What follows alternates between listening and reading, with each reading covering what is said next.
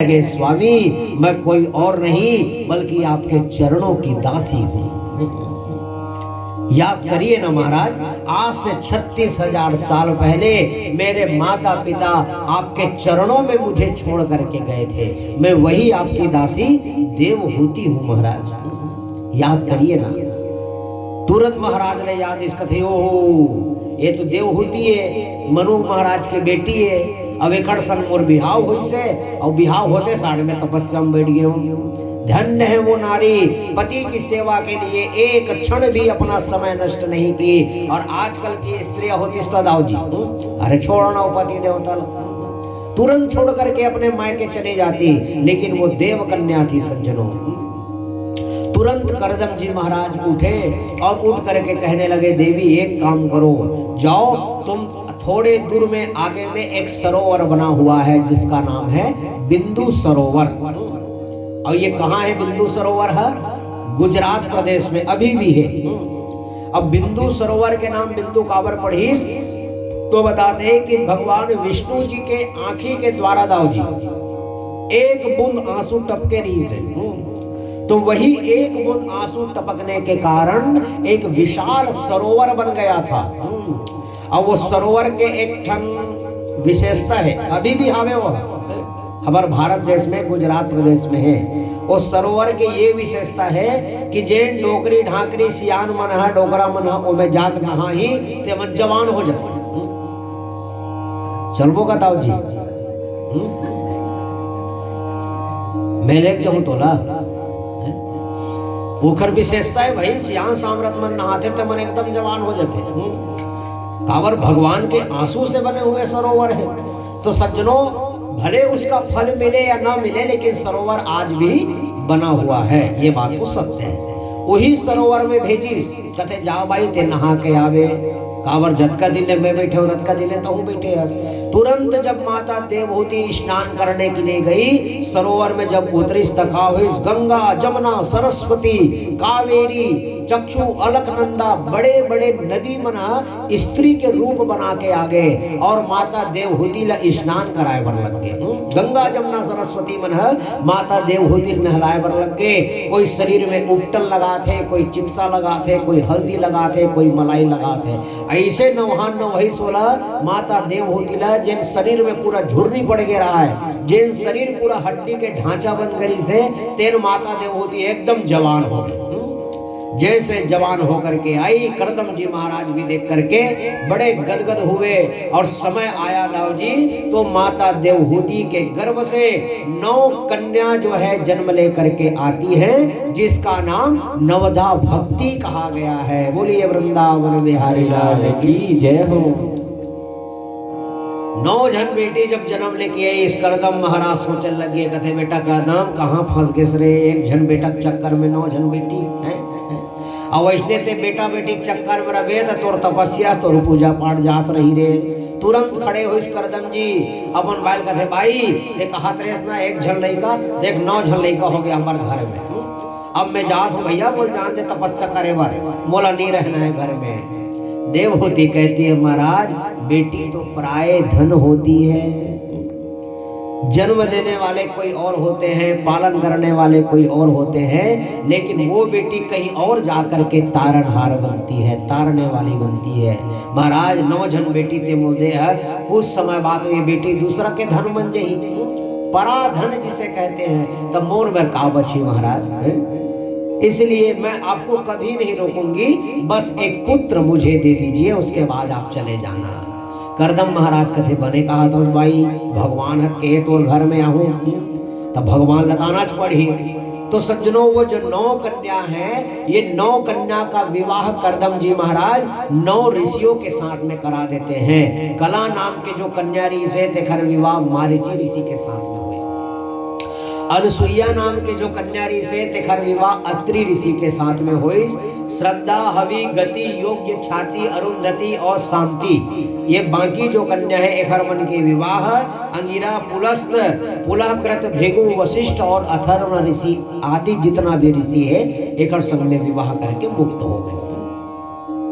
अब जब समय काल जब पूरा हुई, 9 कन्या के विवाह करे के बाद माता देवहूति फिर से गर्भ धारण करी।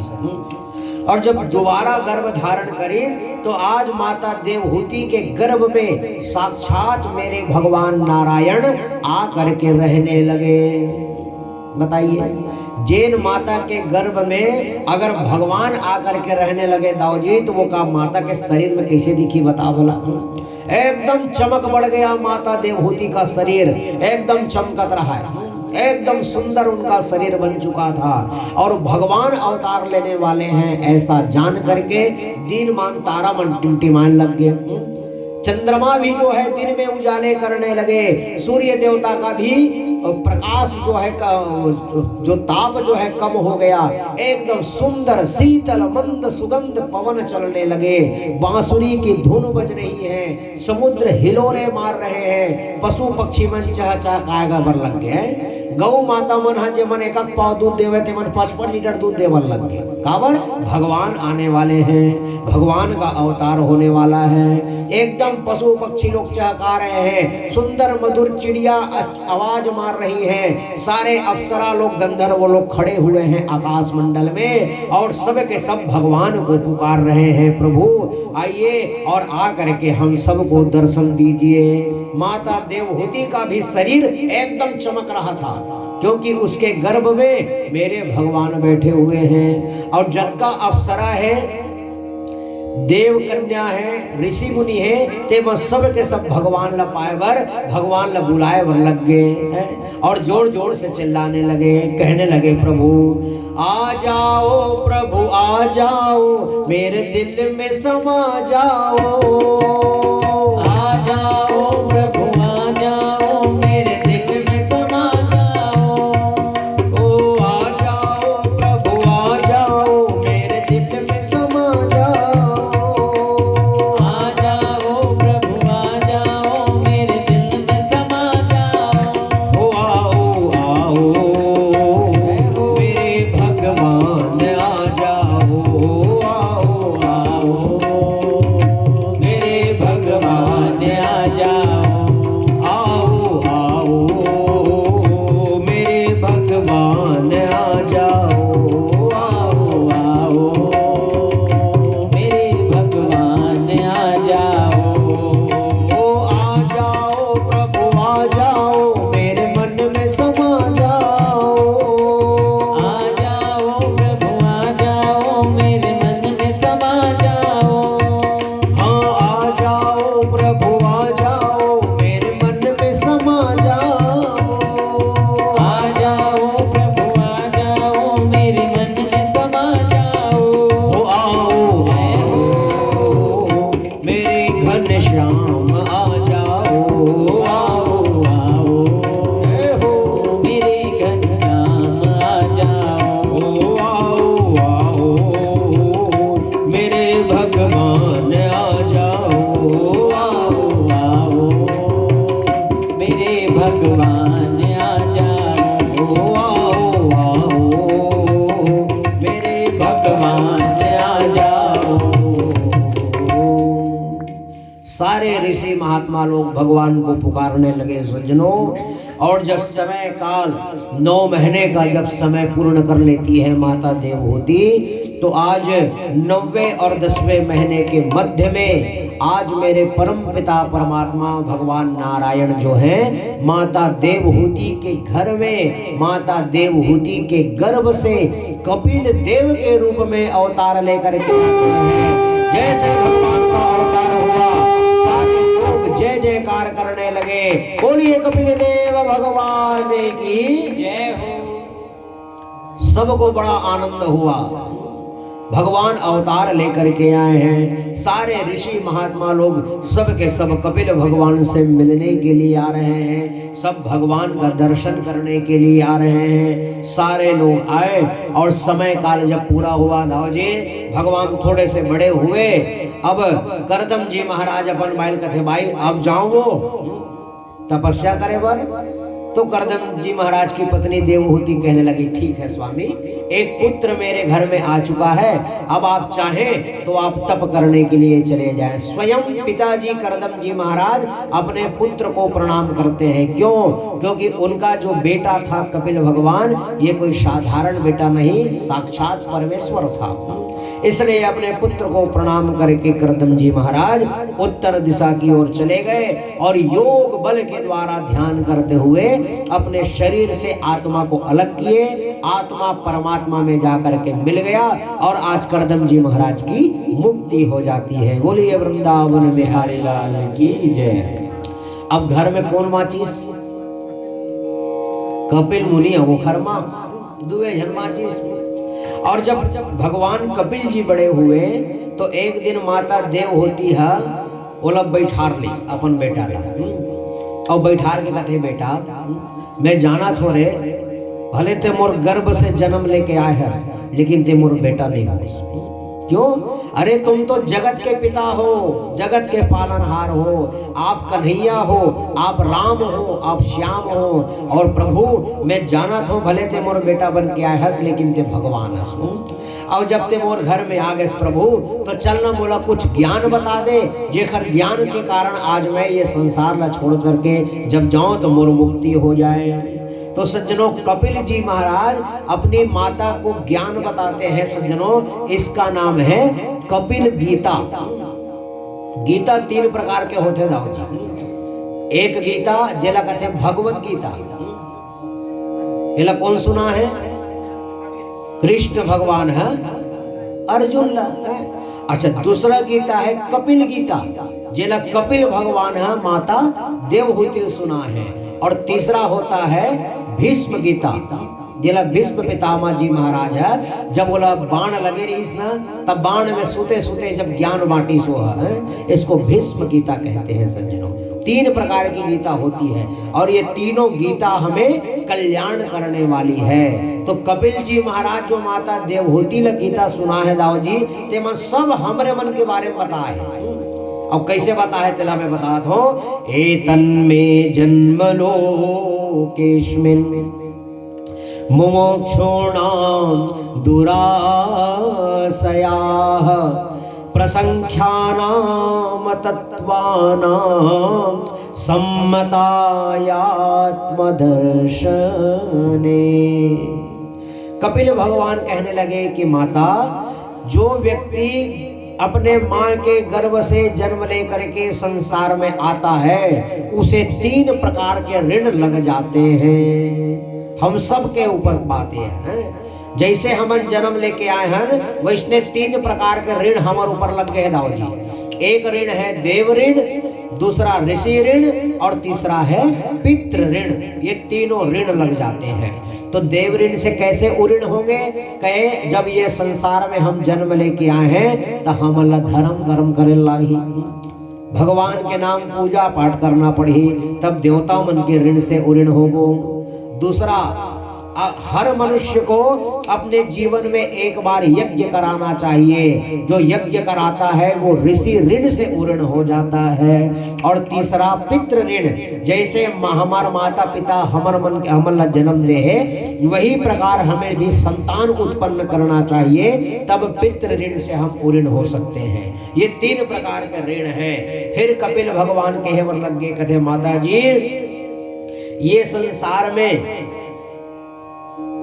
ये संसार में जीव के उत्पत्ति और जीव के उत्पत्ति के पहले और उत्पत्ति के बाद और जीव छूटे के बाद तीनों समय के बीच में जो रहने वाला है ओखर नाम है परमात्मा। भगवान कहते हर जगह में रखो, उत्पत्ति का कारण भी मैं हूँ और विनाश का भी कारण मैं बनता हूँ कहे भगवान, है ना। ऐसे मत सोचना कि हम जो जन्म देते हैं अपने संतान पैदा करें तो हम पैदा किए, नहीं है। अगर हमारे सोचने से हमारे चाहने से अगर संतान पैदा हो जाता तो ये संसार में कतको आदमी दाऊजी जेखर लोग लेकर नहीं है। तो बताइए हमारे बस की बात है क्या? नहीं। कहे इसमें भी परमात्मा की कृपा तुम जानो, हरि इच्छा बिन होए न दूजा।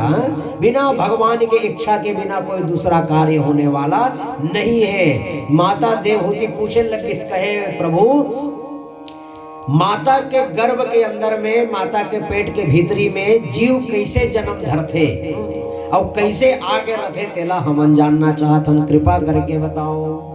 तो कपिल भगवान बड़ा सुंदर ज्ञान बता है दाऊ जी। और का कहते जब स्त्री और पुरुष का जब मिलन होता है हरि इच्छा से, तो जो पुरुष का रज है, जो कण है, पुरुष का कण है, वो माता के रज में जाकर के मिलते, पेट के अंदर में, और माता के रज के अंदर में जाकर के मिलते, तो 5 दिन तक वो माँ के गर्भ के अंदर में गजरा के समान बन करके रखेंगे, पेट के अंदर में गजरे के समान बन करके रहता है। और जब कोई भी माता ला गर्भवती होए 10 दिन का हो मात्र, तो 10 दिन के अंदर में वो पेट के जो जीव है तेना बोर के गुठलू बरोबर हो जाते हैं। दाऊ जी हैं बोर के गुठलू देखे हो, अब जंगल राज है ना, तो बोर के गुठलू के समान वो जीव हो जाता है। और 15 दिन जब हो जाते माता ला गर्भवती होए, तो में मांस के पिंड लिपट आ जाते, वो गुठली में मांस के पिंड हो जाते और थोड़ा से लंबा हो जाते, वो पहली गोल रहते, लेकिन 15 दिन बाद वो जो है थोड़ा सा गोल हो जाता है। कोई भी माता ला गर्भवती हुए जब 1 महीना हो जाते, तो 1 महीना में हाथ पैर और सिर के जो निशान है ये बनना प्रारंभ हो जाते, पेट के अंदर जो लड़का है तेखर हाथ पैर और सिर जो है बनना प्रारंभ हो जाते हैं। दूसरा महीना में ये जो हमार मन के उंगली है ये सब के निर्माण होना शुरू हो जाते पेट के अंदर में। तीसरा महीना जब माता ला गर्भवती हुए होते, तो शरीर में चमड़ी और हड्डी का निर्माण होता है। और चौथा महीना जब हो जाते माता ला गर्भवती होए, तो हमारे शरीर के जो बाल है ना, जिला रोम कथन हमन है ना, रुंगटा जिसे कहते हैं, ये बनना जो है प्रारंभ हो जाता है। एक हर अलावा हमार आंख है, कान है, नाक है, मुंह है, ये सब जो है चौथा महीना के बाद बनना शुरू होते हैं। 5वां महीना जब माता ला गर्भवती हो जाते, तो 5वें महीने के बाद वो जीव ला, जो माता के पेट के अंदर में जो जीव है, ओला एक ज्ञान प्राप्त होते, प्रकाश के प्राप्ति होते। 6वें और 7वें महीने में उस बच्चे को जो है भोजन का रस, जल का रस जो है लेना प्रारंभ कर देता है। एक से जतका माता मन गर्भवती होते ना, 5 महीना बाद से ज्यादा भूख लगती है मन, क्योंकि भोजन को खाने वाला दूजन हो जाते कावर पेट के अंदर में घलो, और इसलिए बच्चे को भूख ज्यादा लगती है, उस माँ को भूख ज्यादा लगती है। और एक बात वो बता देता हूँ, जैन माता मन गर्भवती रखे पेट में अगर लड़का है और माता कहूँ ज्यादा मीठा खा दी, तो जो मीठा है कृमि जो है उस बच्चे को काटता है, पेट के भीतरी में कीड़ा मना लइका काटते, त लइका छटपिट हालते पेट के भीतरी में, तब महतारी का कहते मोर लइका खेलत है। बता कते बड़ा मैदान है तमें खेली है? अरे लइका खेलत नहीं है, लइका छटपटावत है। तो ज्यादा मिर्ची खा लो बच्चे को जलन होती है, तो माँ कहती है मेरा बच्चा खेल रहा है। अरे यही तो हमारी अल्पज्ञता है, बच्चा खेलता नहीं है सज्जनों, बच्चा दुखी रहता है। इसलिए जो माता गर्भवती होती है उसे आहार और विचार दोनों में नियंत्रण रखना होता है सज्जनों।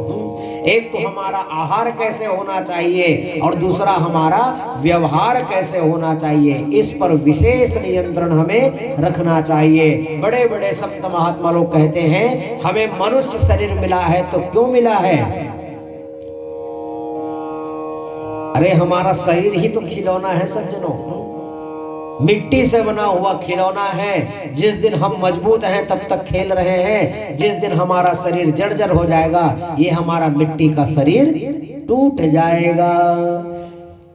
तूने अजब रचा भगवान खिलौना माटी का, तूने अजब रचा भगवान खिलौना माटी का, तूने अजब रचा भगवान खिलौना माटी का, तूने अजब रचा भगवान खिलौना माटी का।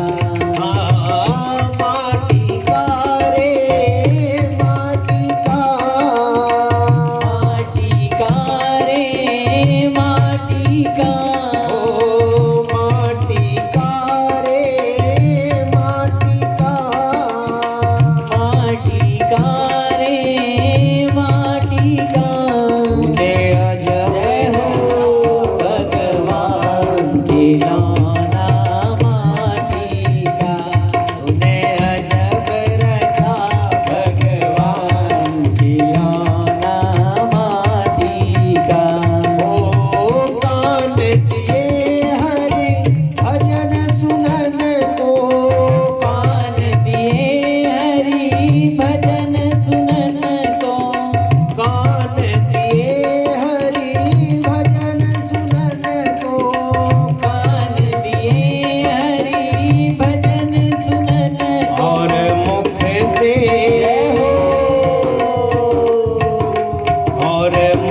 से कर गुणगान खिलौना माटी का तूने अजब रचा भगवान खिलौना माटी का तूने अजब रचा भगवान खिलौना माटी का तूने अजब रचा भगवान खिलौना माटी का जीव दिए हरि भजन करन को जीव दिए हरि भजन करन को जीव दिए हरि भजन करन को जीव दिए हरि भजन करन को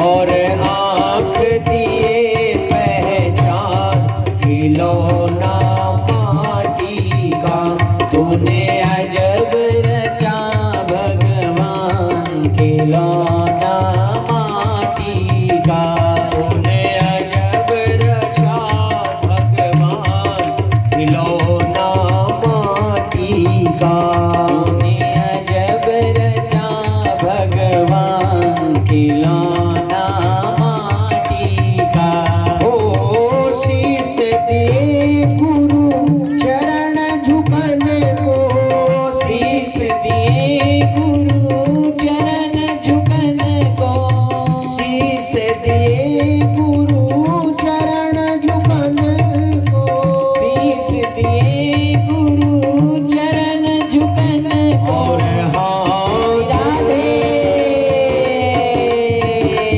और हाथ दिए करतार खिलौना माटी का तूने अजब रचा भगवान खिलौना माटी का तूने अजब रचा भगवान खिलौना माटी का तूने अजब रचा भगवान खिलौना माटी का सत्य नाम का पहन के गहना सत्य नाम का पहन के गहना सत्य नाम का पहन के गहना सत्य नाम का पहन के गहना और उतरे राधे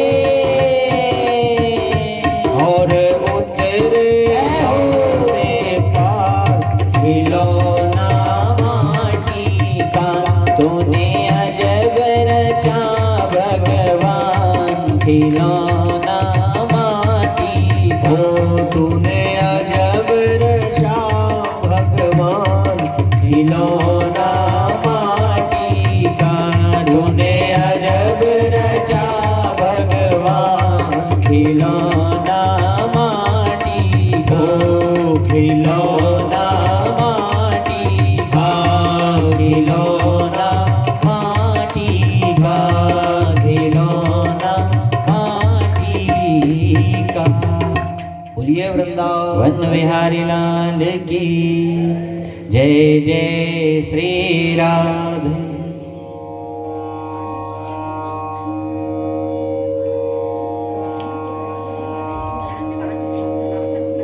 सुजनों इस प्रकार आज मेरे कपिल देव भगवान जो है माता देवहूति के सामने बड़ी अद्भुत ज्ञान के बारे में वर्णन करते जा रहे हैं। माता जब गर्भवती होती है तो 5वें महीने बाद माताओं को भूख अधिक लगती है और जब भूख लगे तो माताओं से निवेदन है कि जो माताएं गर्भवती हैं उसे भोजन में संयम बरतने की अति आवश्यकता होती है एवं अपने व्यवहार में वाणी में विशेष करके जो गर्भवती वाली जो माता है उसे ध्यान देना चाहिए, क्योंकि आप जब गर्भ में अपने बच्चे को धारण करते हैं जैसे आपकी मति होती है वैसे ही उसका प्रभाव आपके गर्भ के बच्चे पर पड़ता है। इसलिए विशेष रूप से गर्भवती माताओं को ध्यान देना चाहिए। ऐसा हमारे कपिल देव जी महाराज कहते हैं, जब माताएं 6वें महीने हो जाती हैं गर्भ धारण किए हुए, तो वो जो बच्चा होता है उसका सिर नीचे हो जाता है और पैर जो है ऊपर हो जाता है 6वें महीने के बाद। 7वें और 8वें महीने में उस बच्चे को ज्ञान प्राप्त होता है और हर बच्चे को 7वें और 8वें महीने के मध्य में भगवान का दर्शन माँ के गर्भ में होता है। ये कौन लेकर बात है दाऊ जी? हम सब की बात है। हम सब अपने माँ के गर्भ से जन्म लेकर के आए हुए हैं सज्जनों। हम सब ने भगवान का दर्शन किया है माँ के गर्भ के अंदर में, और वही बच्चा भगवान से प्रार्थना करने लगता है कि प्रभु मुझे इस संसार सागर से, इस माँ के गर्भ से मुझे बाहर निकाल दीजिए। आप बाहर निकाल देंगे प्रभु तो मैं बाहर आकर के आपका भजन करूंगा। लेकिन सज्जनों, वही बच्चा जब भगवान की कृपा से 9वें और 10वें महीने के मध्यांतर्गत वायु वेग के द्वारा माँ के गर्भ से जब उसका जन्म होता है, तो वो बच्चा बाहर आते ही भगवान की भजन करना, भक्ति करना भूल जाता है। एक बात मैं आपको और निवेदन करूं, जब भी आपके घर में संतान उत्पन्न हो, बच्चा उत्पन्न हो, तो जन्म लेते ही बच्चा के पेट में नार लगे रहते, नाभि में। तो जब तक नाभि में नार लगा हुआ है तब तक उस बच्चे के नाम से आपको दान पुण्य कर लेना चाहिए। अब महाराज घर में रहो तो दान कर, वो अस्पताल में रहो तो अस्पताल में भी अगर आप रहे तो दान करने का संकल्प कर लेना चाहिए सज्जनों, है कि जब मोर लेकर मैं घर में लेके जाऊं तो कथा करवाऊं, नित महाराज जब बुला के दान दो, नित मंदिर बनवाऊं, नहीं तो कोनो मंदिर में कुछ दान करूं। ऐसा संकल्प उस बच्चे के नाम से करना चाहिए सज्जनों। जिस बच्चे के नाभि में नार फूल लगा रहता है, उस बच्चे के नाम से अगर आप 1 रुपए भी दान करते हैं तो बाद में उसका फल 1 लाख होकर के उस बच्चे को मिलता है सज्जनों। इसलिए नार फूल के सहित जब वो बच्चा रहे तो उस समय दान करना चाहिए। आज वो बच्चा जन्म लेकर के आता है, नार जब लगा रहता है तो बच्चा नहीं रोता, और डॉक्टर नर्स मनाते उच्चा कलियोलिका के नार ला काट देते हैं। तो काटने से क्या होता है? तानो लेकर रोए बर लग गया, कैसे रोते, कहाँ आयो कहाँ आयो कहाँ आयो। एक कारण बता देता हूँ, जब वो लड़का के पेट में नार लगे रहते ना दाऊ जी, तो वतका देर तक वो लड़का ला भगवान के दर्शन होते रहते। नार जो लगा हुआ है तब तक भगवान का दर्शन होते रहता है। और नार कनेक्शन है, जैसे में वायर लगे है ना, अब बोला तो ट्रेनों में जावा थे, अब कहूँ काट दे बेटा डिस्कनेक्ट हो गएगा। तो वही प्रकार वो जो नाल है वो भगवान से जुड़ने का संपर्क रहता है, वार रहता है वो। अब बोला तुम काट दे तन भगवान भाग गए, अब भगवान भागे तहन लेकर शुरू हो गए आए आए आए आए ऐसे की के हैं। वही बच्चा धीरे धीरे जब बड़ा होता है और मोह माया में पड़ जाता है, और गर्भ में भगवान लगा के है तो सेवा करूँ इसी की है। और बाहर आने के बाद वही बच्चा सांसारिक मोह माया में डूब करके भगवान के भजन से विमुख हो जाता है, और वही प्रकार भगवान से अलग होने के कारण अनेक प्रकार के दुख और कष्ट को वो जो है प्राप्त होता है। इसलिए संतों का कहना है, जन्म दुखम जरा दुखम जाया दुखम पुनः पुनः अंतकालम महादुखम तस्मात् जागृहि जागृहि। सज्जनों, हमारा जन्म भी दुख का कारण है, जवानी भी दुख का कारण है, अंतकालम महादुखम, और आखिरी समय तो सबले ज्यादा दुख के कारण है। इसलिए तस्मात् जागृहि जागृहि, अरे मूर्ख तुम्हें जागते रहना चाहिए। जागने का मतलब है तुम्हें गंभीर होना चाहिए कि तुम इस जीव धरती पर आए हो तो क्यों आए हो? बस खाए बर, कमाए बर, सुते बर है? अरे ये काम तो जीव जंतु मन घलो करथेगा, लेकिन आपका मनुष्य योनि क्यों आपको मिला है, आप क्यों मानव बन करके आए हैं, ये आपको सोचना पड़ेगा सज्जनों। और जो जान गया कि मेरा जन्म क्यों हुआ है, समझ लो उसका उद्धार हो गया है। और जो केवल खा रहा है, कमा रहा है, सो रहा है, घर परिवार को पाल रहा है, फिर उसका कोई कल्याण होने वाला नहीं है। कर्म करिए सज्जनों, कमाना तो पड़ ही, नहीं कमावे किसे जीवन चलिए। कमाने के साथ साथ हमारा जो उद्देश्य है उस उद्देश्य का भी पालन करना चाहिए। इसका कारण ये है कि 84 लाख योनि भटके के बाद हम मानव शरीर मिले, लेकिन 84 लाख बार हम जन्म ले हन, कीड़ा मकोड़ा कुकुर बिलई बेंदरा भालू रंग रंग के बने तब आदमी बने आखिरी में, है ना। तो लेकिन बाकी जो जीव है कल्याण करने की, उद्धार करने की शक्ति नहीं है। भले अच्छा सोच के देखो, अभी भगवान आदमी बना है तो राम राम जपत हम, ताली बजाथन, भजन कीर्तन करथन, कथा सुनाथन। अब मान ले जाए भगवान है बिलई बना देते का राम राम जप सकते हैं, भगवान के नाम ले बढ़ सकते हैं, सब चीज कर सकते हैं बाकी योनि में, लेकिन बस भगवान का नाम नहीं ले सकते सज्जनों। इसलिए मानव शरीर हमें मिला हुआ है तो दो चीज के लिए मिला हुआ है, ध्यान देना। एक तो भक्ति और दूसरा मुस्कुराना। हमेशा हर व्यक्ति को प्रसन्न रहना चाहिए दाऊजी, मुस्कुराते रहना चाहिए, हंसते रहना चाहिए। काबर ये कला भगवान आदमी चमल दे है, और आदमी हंसते हुए ही अच्छे लगते हैं। सोच के देखो भला, एको टन भैंसा हासिल कैसी दिखी, तुम्हारा सोच के देखो, भैंसा मन हा भैंसी मन हा हंसी तो कैसी दिखी, बने फभियो मन नहीं। तो ये मुस्कुराने की जो कला है सज्जनों, ये मनुष्य को मिला है। इसलिए मुस्कुराइए, हंसते रहिए, प्रसन्न रहिए और भगवान का भजन करते रहिए। यही हमारे मानव जीवन का जो है सार्थकता कहा गया है सज्जनों। इस प्रकार भगवान अनेक प्रकार के ज्ञानोपदेश कपिल देव महाराज माता देवहूति को दे रहे हैं। इसके बाद कहने लगे, जीव का जब जन्म होता है, जीवन भर जीव संसार में भटकता है और अंत में वही जीव पाप कर्म करने के बाद मर जाता है।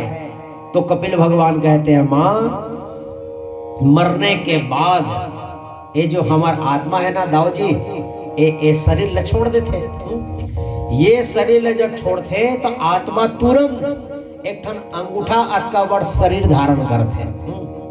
काबर यमराज के दूत मन लेते कि सुने हन तो आत्मा कैसे लेगीगा, आत्मा के तो कोई रूपे नहीं है, कोई आकार नहीं है।